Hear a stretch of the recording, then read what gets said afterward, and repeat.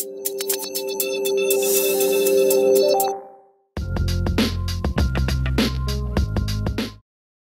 France, aujourd'hui, on recense plusieurs centaines de cas de cancer de la vessie liés à des expositions professionnelles.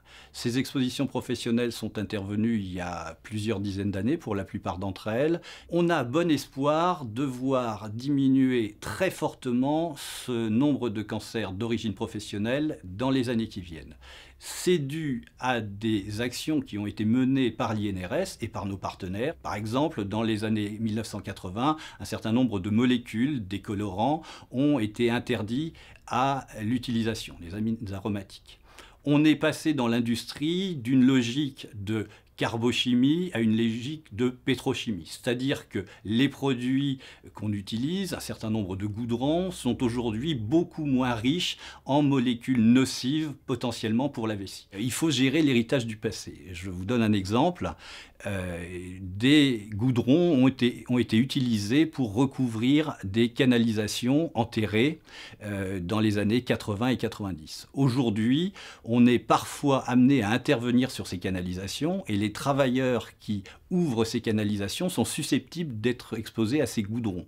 C'est donc comme ça, par une vigilance de tous les instants, à la fois sur les erreurs du passé et surtout pour éviter qu'on ne les reproduise aujourd'hui, qu'on peut faire en sorte que le cancer de la vessie, ça ne sera plus qu'un mauvais souvenir en milieu professionnel dans 10 ans ou dans 15 ans.